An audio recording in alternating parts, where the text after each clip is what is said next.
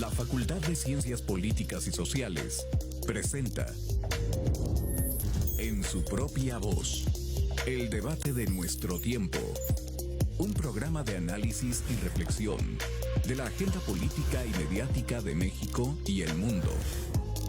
Con Marta Gloria Morales Garza, Efraín Mendoza Zaragoza, Marcela Ávila Egleton y Antonio Flores González. Comenzamos. Muy buenos días, bienvenidos al debate de nuestro tiempo. Hoy es martes 25 de febrero de 2025 y agradecemos a usted que nos sigue a través de la señal abierta de TV UAC 24.1 y a quienes nos siguen a través del FM 89.5 Radio Universidad. Estamos en vivo desde el foro de TV UAC en el Cerro de las Campanas, en las instalaciones de la Facultad de Ciencias Políticas y Sociales. Vamos a hablar hoy de un tema relevante para la sociedad queretana, particularmente para los ciudadanos, debido a la publicación este 14 de febrero de la Ley de Participación Ciudadana, que abroga una ley de mismo nombre vigente del año 2012. Y bueno, esta ley crea y regula 11 figuras de participación, 11 instrumentos que la ciudadanía tiene a su disposición para intervenir en la marcha de los asuntos públicos. Y bueno, tiene sus bemoles y de eso vamos a platicar el día de hoy. Y para ello, pues agradezco a César Zafra que nos acompañe. César, bienvenido. Muchas gracias a tu auditorio, muchas gracias a ustedes. Representas al Parlamento Abierto Ciudadano. Y pues así es. Algo tendrás que decirnos sobre un tema tan relevante. Francisco Landa Reyes, también representante de nosotros en Querétaro y miembro del colectivo Agüita, Vida y Territorio. Gracias. Bueno, pues de entrada, antes de entrar propiamente en materia, César, me gustaría un comentario breve respecto del tiempo que transcurrió entre la aprobación de esta ley por parte de la legislatura en septiembre y la publicación en febrero. Por poco el gobernador o la legislatura o ambos se llevaron casi medio año, Así 5 meses. Ha habido otras leyes en que la misma semana ya está publicado en La Sombra de Arteaga. ¿Qué pasó ahí? Pues un poquito de la cultura política de los poderes en el Estado, y esto en el planteamiento nacional y estatal. Sin embargo, para enfocar el tema, es por la desorganización que tuvo la actual legislatura. ¿Tanto esencial. así? Sí, efectivamente. ¿No hay mala leche? Pues mira, yo no quisiera plantear de mala leche o una situación de mala leche, pero sí una desatención por parte de las instituciones a un instrumento, a una norma que venían impulsando muchos colectivos y que el hecho de mantenerla un poquito en el refrigerador o manejarla con cierto desdén, pues también refleja el cómo ven a las organizaciones de la sociedad civil algunos funcionarios públicos, ¿no? En este caso, si bien es cierto, como bien señalas, la ley fue aprobada en septiembre, a finales de septiembre, la penúltima sesión de la legislatura anterior, fue hasta prácticamente la última semana de noviembre cuando la legislatura envía al Ejecutivo la ley para su publicación, ¿no? Eso es, pues no poca cosa, porque nos hizo recordar el tiempo que se llevó el Ejecutivo, ahí sí solamente el Ejecutivo,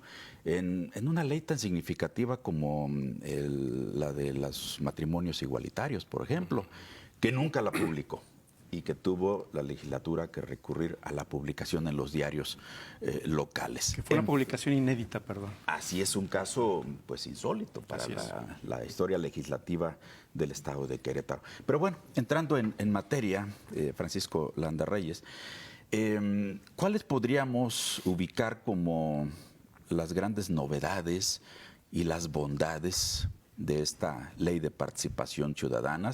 Sobre todo pensando en el ciudadano común, ¿en qué le va a beneficiar y con qué alcances? Sí, a mí me gusta mucho explicar esto con ejemplos y de la historia reciente de Querétaro. Bueno, en términos de números, lo más importante es que antes era imposible virtualmente presentar, por ejemplo, una iniciativa de ley o generar un movimiento para un referéndum o un plebiscito. Los números eran 17, 18 mil para nivel estatal. Y además había un mecanismo en el cual, por ejemplo, para una iniciativa ciudadana, pues tú reunías todas las firmas, presentabas la iniciativa de ley desde los ciudadanos y te decían, pues, híjole, se rompieron los zapatos recolectando firmas, pero no procede, ¿no? O sea, había un callejón sin salida ahí. Esta ley que se acaba de aprobar es un ejemplo de cómo no se podía y de cómo sí se va a poder. Es decir, nosotros generamos la iniciativa, llegamos al legislativo y la respuesta oficial del legislativo fue, tendría que haber venido con 17,000, 18,000 firmas. O sea, había ahí el ejemplo de cómo estaba la ley anterior. Para juntar esas firmas es un trabajo enorme con recursos que no tenemos los ciudadanos. Pero ahora eso mismo se va a poder hacer con 3,700 firmas. Y además no hay que llevar las firmas de inicio, sino primero te aprueban, te dicen, es pertinente la iniciativa o la petición de referéndum o de plebiscito, y luego ya júntate las firmas, y además con apoyos del IEQ, tecnología, etcétera. Es decir, ese sería un primer ejemplo. Antes no se pudo abrir porque una legisladora se amigó con la propuesta ciudadana, que ella presentó la propuesta, la iniciativa de los ciudadanos, la tomó como suya, pero si no, no se hubiera podido. Y ahora los ciudadanos sí podemos hacer esto, presentar una iniciativa de ley como esta y que sea aprobada o no, pero ya con un mecanismo fácil de entrada. Muy rápidamente los podemos abordar después, pero tuvimos hace algunos años el tema de los parquímetros aquí en la ciudad, en el municipio de Querétaro. Eso hubiera podido ser sometido a un plebiscito. Ahora, una política pública, una acción de gobierno como esa, podría ser puesta en cuestión por los ciudadanos con 3,700 firmas de inicio y luego, bueno, se vota y tiene que participar mucha gente, pero ya es accesible. Otro ejemplo muy cercano, por último, es el del referéndum. Tuvimos una ley la ley concesiones de agua del 2022, la hubiéramos podido someter a un referéndum y no hubiera tenido que pasar lo que pasó, que tuvimos que ir a la Suprema Corte y fue muy complejo, pero hubiéramos podido hacer esto ya con esta ley, ya se va a poder, ¿no? Es decir, que vamos con 3,700 firmas y decimos, queremos someter esta ley que acaban de aprobar Fast Track y que no hicieron Parlamento abierto, la vamos a poder someter a votación de la población a ver si le parece una ley correcta o no. En los 12 años que estuvo vigente la ley de participación ciudadana, ¿hubo intentos ciudadanos por emplear las figuras que estaban vigentes y que no fue posible por esta razón? Sí, César, estabas más cerca, ¿verdad? El de 8,000 firmas. Sí, hubo algunos intentos, personas de la comunidad de la movilidad, por así llamarlo, para generar un esquema de una mejor norma sobre movilidad, pero siempre se quedaban en la rayita de las firmas y en la forma que se generan las firmas. Hace un par de años precisamente se generó la iniciativa Parlamento Abierto Ciudadano, que fue un experimento social entre varios colectivos, en donde en cada uno de los municipios del estado se promovió una iniciativa ante el Cabildo, ¿no? Bajo el esquema de la anterior ley.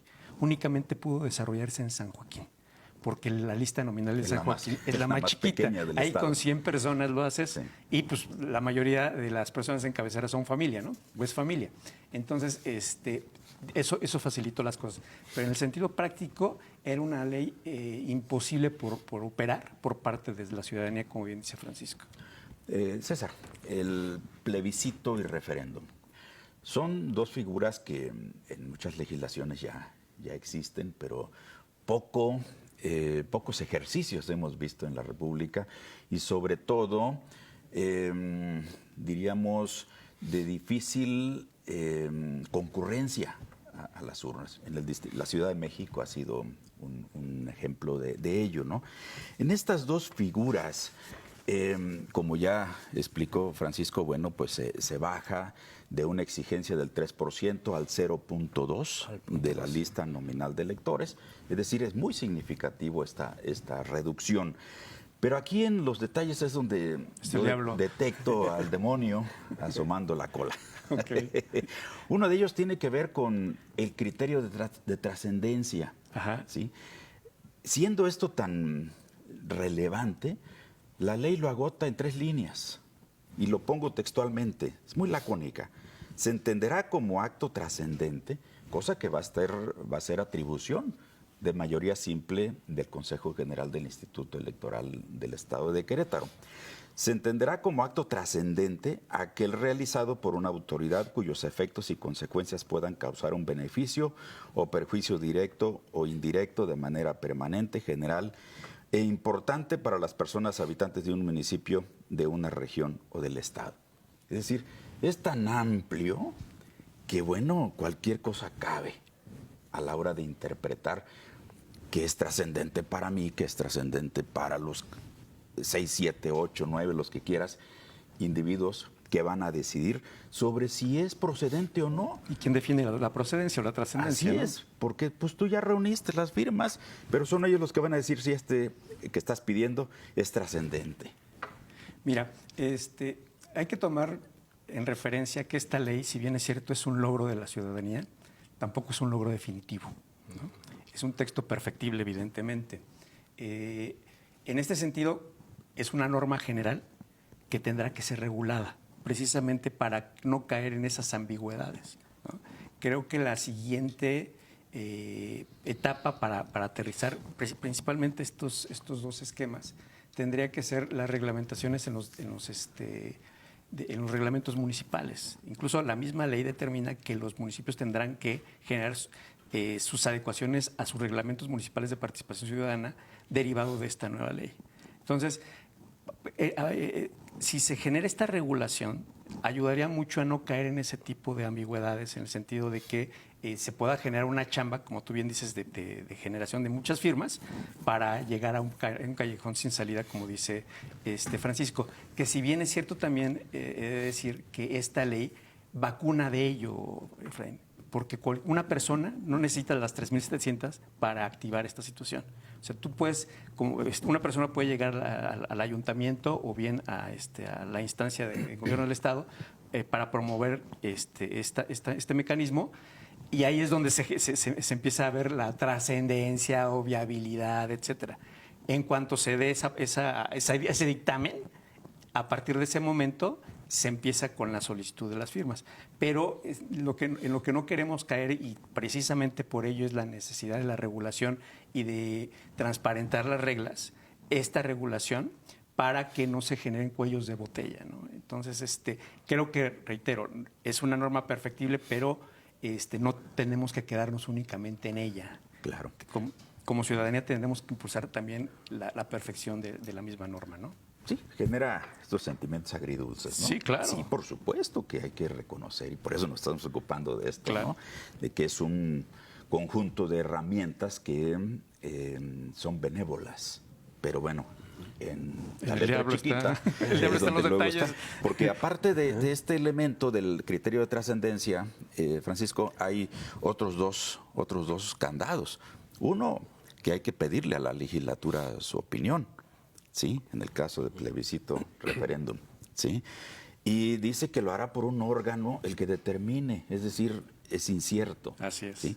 Y luego todavía, después, hay que pedir también la opinión de la autoridad implicada en el asunto que se va a consultar. ¿Qué pasa si la legislatura, es decir, las fracciones partidistas?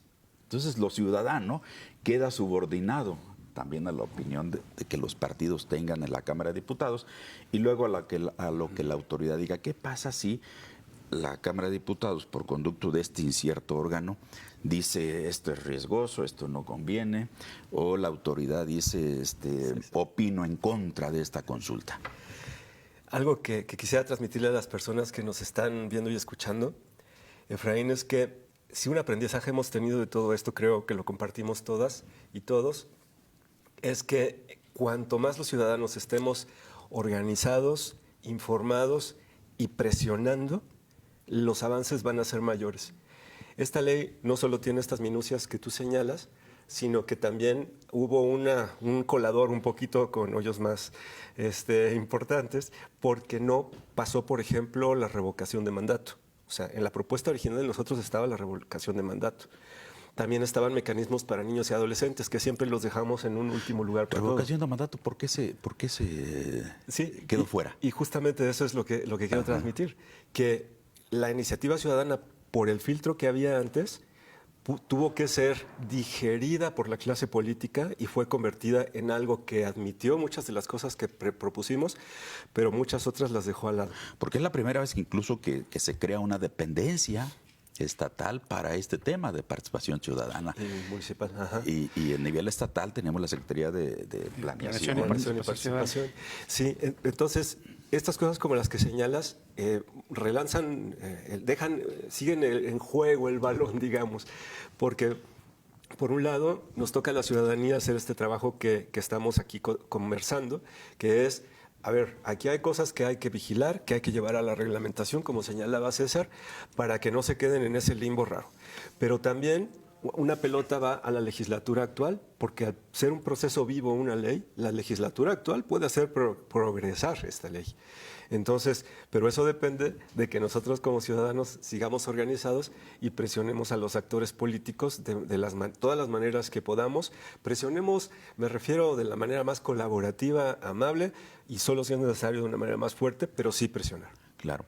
Y hay cuestiones. La pregunta, ¿quién la va a realizar? ¿En qué términos? Ya tuvimos una experiencia nacional con el tema de la pregunta, una pregunta muy clara que propuso el Ejecutivo Federal y luego el órgano ya jurídico construyó una pregunta en términos jurídicos, en un lenguaje incomprensible y bueno, pues fue un problema. Segundo, acá también se prevé, por ejemplo, ve uno a los partidos políticos agazapados entrando por la puerta trasera porque la ley les otorga facultad para vigilar el ejercicio ciudadano. Sí, y en la vigilancia, así lo dice, vigilancia.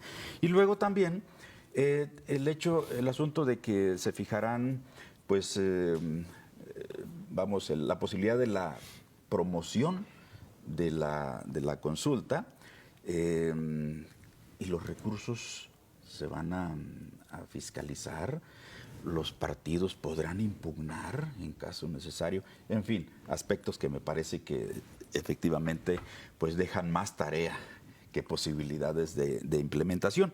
Me iría rápidamente, yo vi el catálogo de las cosas que no se pueden someter a consulta, aparte de parquímetros, ¿qué sí puede entrar por un plebiscito? Pues las normas que implican las situaciones fiscales, la creación de municipios. Esas no entran. Esas no entran. ¿Qué sí entra? Pues políticas públicas, programas sociales, servicios públicos municipales, temas ambientales, esquemas de transporte público, movilidad. Creo que sí hay un catálogo en el cual la ciudadanía puede abocarse o puede activar estos mecanismos y también creo que son los más cercanos al día a día. Es que, por ejemplo, algo que está ahorita en la discusión pública, 5 de febrero, lo hubiéramos en un ejercicio de imaginación, si estuviera ocurriendo ahorita la propuesta de vamos a reformar 5 de febrero con muchos mil millones de pesos, no, espere, lo sometemos a plebiscito y se vota y a lo mejor paramos la obra de 5 de febrero. Eso es un ejemplo claro y enorme. En Chihuahua hubo un ejercicio así, iban a endeudarse el Estado con miles de millones de pesos para unas luminarias, lo detuvieron los chihuahuenses con un plebiscito. Es que fíjate, creo que una de las bondades, más allá de lo de la ley, del ejercicio que hicieron los colectivos para impulsar la ley, es despartidizar la política, despartidizar la participación. Aunque los partidos van a estar ahí vigilando. Sí, pero aquí vamos a lo siguiente. El hecho de que las organizaciones o los colectivos se hayan involucrado no quiere decir que está la ley, está bonita o más o menos bonita y ya nos vamos y ya quedó. No. Claro. Aquí la función de las organizaciones de la sociedad civil es involucrarse en la socialización, pero también en la progresividad de la misma ley, ¿no? Una de las situaciones, creo yo, afortunadas que dio la posibilidad de participar en ella es que se generó una mesa en la cual se planteó, como bien dice Francisco, los distintos esquemas de participación para aterrizar la ley, pero también se generó la posibilidad de ampliar esa mesa en cuanto a temporalidades y en cuanto a instancias, porque esas mesas también ya están en los 18 municipios para el tema de las reglamentaciones. Esas mesas también ya están en el esquema de la legislatura, inclusive en el Ejecutivo a través de la Secretaría de Participación Ciudadana. Entonces, aquí la situación es que ya nos trepamos en la mesa. Aquí la oportunidad y la obligación por parte de los colectivos de la sociedad es no bajarse de esa mesa, ¿no? Claro. Y generar, como bien dice Francisco, la progresividad de la norma.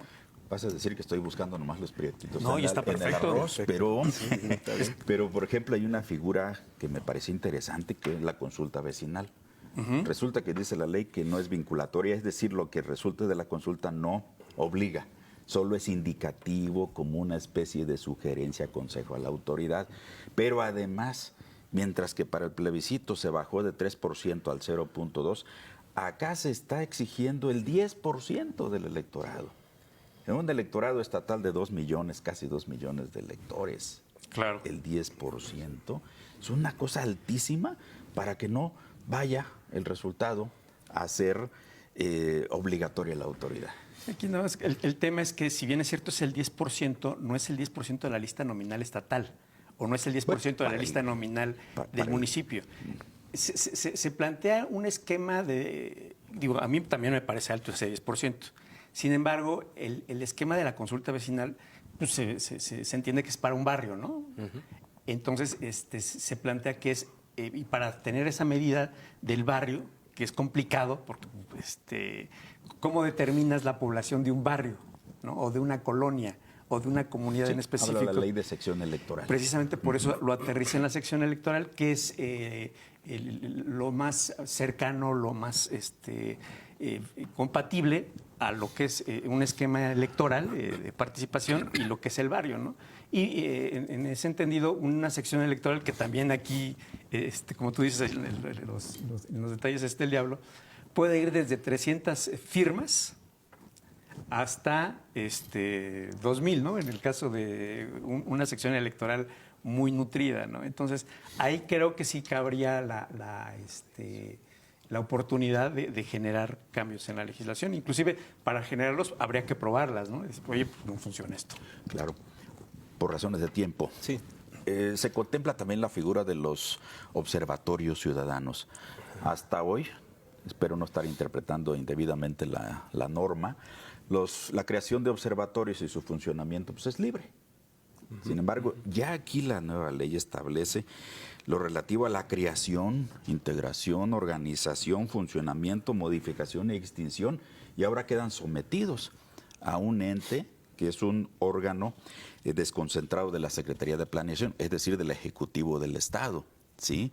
Y esto es que quedan como sujetos al Centro Estatal de Participación Ciudadana de Querétaro y su funcionamiento pues sometido al acuerdo del Centro Estatal de Participación Ciudadana. Solo que la ley es omisa, no nos dice cómo estará formado esto y bajo qué criterios se creará o se extinguirá un observatorio. Ha sido una figura de las pocas que yo he visto que han funcionado. Allí, a mí sí me parece inquietante esto. Por supuesto, es inquietante. Comparto contigo porque el espíritu crítico de los universitarios debe ser ese, y yo lo ejercito siempre, de poner el ojo donde aparece la falla.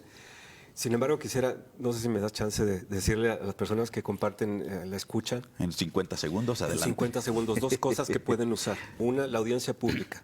Con entre 50 y 200 firmas, puedes sentar a cualquier funcionario de cualquier nivel municipal, incluso al gobernador, a hablar con los ciudadanos.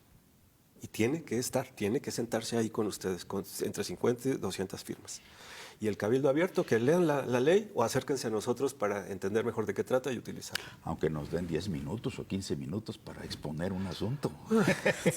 Bueno, pues muchas gracias. Al contrario, César, Francisco, gracias, por su participación. Dejémosle a la población la inquietud de conocer esta ley y desde luego de emplearla en aquellos instrumentos que estén a su disposición y en su interés. Muchas gracias. Al contrario. Y nos vemos el próximo martes. Gracias. La Facultad de Ciencias Políticas y Sociales presentó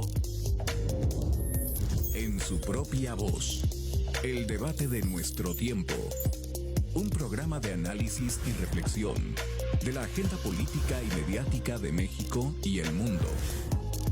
Con Marta Gloria Morales Garza, Efraín Mendoza Zaragoza, Marcela Ávila Egleton y Antonio Flores González. Gracias por acompañarnos.